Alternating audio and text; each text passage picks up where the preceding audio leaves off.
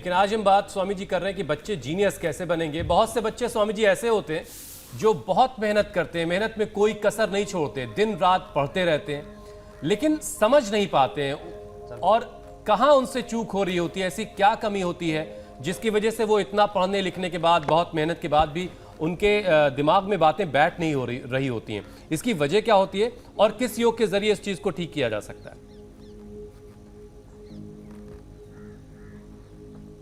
तो एक तो बच्चों को बचपन से ही जो अभी छोटे छोटे अभ्यास बता रहे हैं, ताड़ासन, तिर्यक ताड़ासन, चलो आगे झुक जाओ, पाद हस्तासन, इससे एकाग्रता बढ़ती है।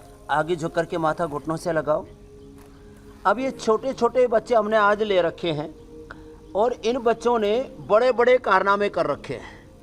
श्वास बाहर छोड़ के आगे झुके, माथा घुटनों से लगाया और फिर धीरे धीरे आगे झुके और पीछे झुक जाते, पीछे झुक जाओ पूरे।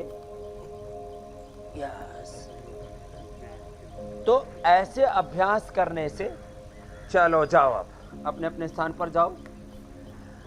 तो ये छोटे छोटे बच्चे ताड़ासन, वृक्षासन, गरुड़ासन, गरुड़ासन करो, चलो गरुड़ासन कर लेते हैं। अभी हमारे बच्चे तो पूरे निपुण हो गए। ऐसे बड़े बच्चे तो कर ही रहे हैं, मीनाक्षी जी से लेकर के हमारे बच्चे।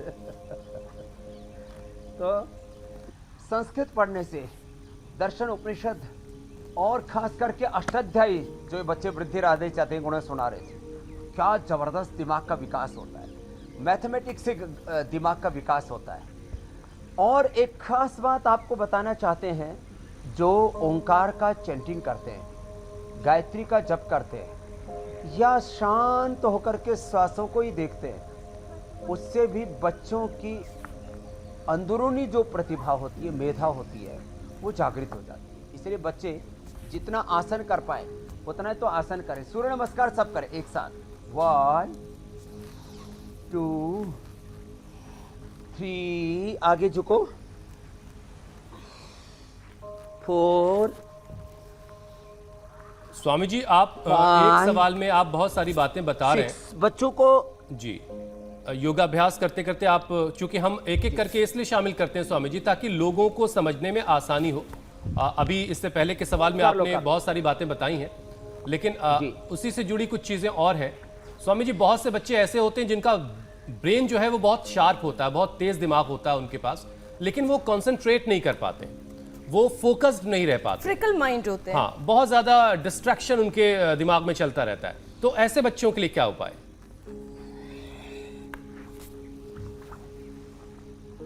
तो ये सब तरह के बच्चे जो आप बता रहे हैं, ये बच्चे मैंने खुद यहाँ पर देखे हैं और उनको ठीक किया। तो मैं एक एक करके उपाय भी बता देता हूँ।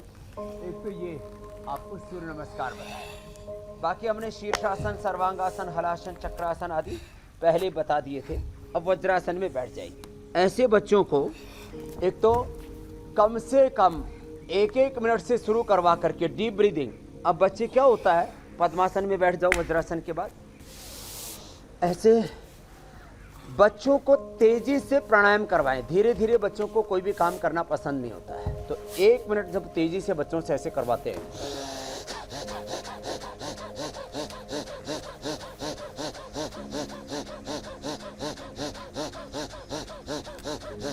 एक मिनट ऐसे भस्त्रिका, 1 मिनट ऐसे कपालभाति,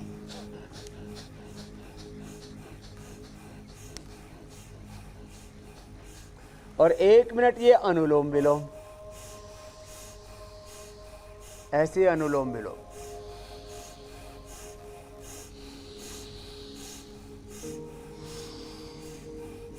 मात्र 3 प्राणायाम। फिर भ्रामरी,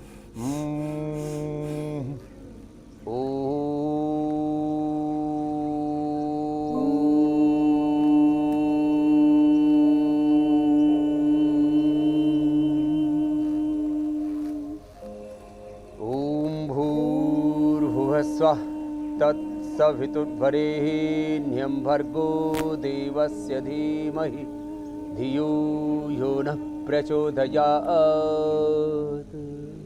अब ये 5 प्रक्रियाएं करवाई, भस्त्रिका, कपालभाति, अनुलोम विलोम, भ्रामरी, उद्गीत और गायत्री जप। इससे क्या हुआ, मैंने देखा जो अत्यंत चंचल बच्चे थे वो एकदम शांत हो गए।